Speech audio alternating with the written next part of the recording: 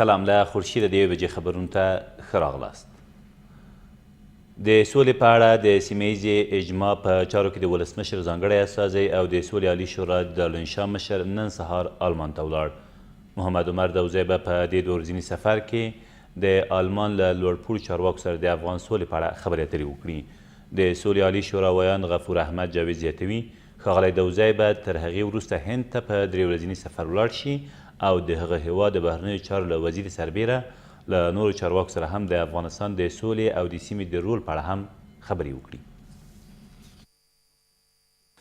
د سولې په اړه د سیمه ییزې اجماع په چارو کې د ولسمشر ځانګړی استازی او د سولې عالي شورا د دارالانشا رئیس ښاغلی محمد داوودزی نن د یو لوړپوړي پلاوي په مشرۍ جرمني هیواد ته لاړو. نوموړی به د یاد هیواد له چارواکو سره په افغان سوله خبرې اترې وکړي او له هغې وروسته به هندوستان ته لاړ شي چې د هند د بهرنیو چارو وزیر سربیره به له هندي چارواکو سره په افغان سوله او د افغان سولې لپاره په سیمه ییزه اجماع خبرې اترې وکړي.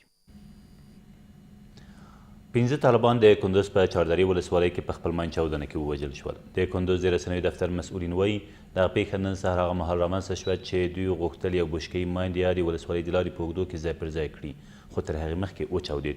له دې سره سم د لوګر د خیروار ولسوالۍ په شاوخوا سیمو کې په یوه هوایي برید کې هم 15 طالبان وژل شوي او د یادې ډلې یو موټر او یو شمېر وسلې هم له منځه تللي دي.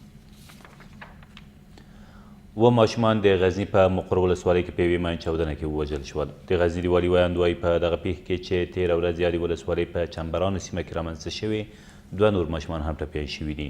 د نوموړي په وینا دغه ماین د طالبانو لوري په یاده سیمه کې ځای پر ځای شوی و، خو طالبانو لا تر اوسه په دې اړه څه نه دي ویلي. د فراه یو شمېر اوسیدونکي د جګړې له ښکېلو خواوو غواړي چې د روژې د مبارکې میاشتې په درناوي اور بند وکړي څو خلک په ارامه فضا کې دغه میاشت تېره کړي. له بل لوري د فراه سیمه ییز مسؤلین وایي په دغه ولایت کې د افغان ځواکونو ټولې اړتیاوې او د تشکیلاتو کمښت پوره کړی او دغه ځواکونه هڅې کوي څو د فراهیانو لپاره ډاډمنه فضا برابره کړي. ویل کېږي د روژې له پیله تر اوسه یوازې په فراه او بادغیس ولایتونو کې د روانو نښتو له امله نږدې 500 دولتي سرتېرو ته مرګ ژوبله اوښتې او ویل کېږي د لویدیځ زون په ځینو برخو کې لا هم جګړه روانه ده. او د لوګر یو شمېر اوسیدونکي دغه ولایت د پوهنې په برخه کې له یو شمېر ستونزو سره ټکوي. دوی وایي د ولسوالیو په ګډون په مرکز پل علم ښار کې لا هم ځینې ښوونځي ودانۍ نه لري او په ډیریو نورو ښوونځیو کې د درسي کتابونو، مسلکي ښوونکو او د څښاک اوبو د نشتون ستونزه لا پر ځای پاتې ده. په پل علم ښار کې د یو شمېر ښوونځیو مسؤلین وایي په ولسوالیو کې د جګړو له امله مرکزي ښوونځیو ته د زده کوونکو راتګ زیات شوی چې د کافي ودانیو د نشتون له امله نشي کولی ټول ته د زده کړو موقع برابره کړي. په ورته مهال د لوګر ولایت سیمه ییز مسؤلین د تیر په څیر وایي هڅې کوي څو دغه ستونزې هوارې کړي. ویل کېږي د یاد ولایت له 314 ښوونځیو 114 ودانۍ نه لري.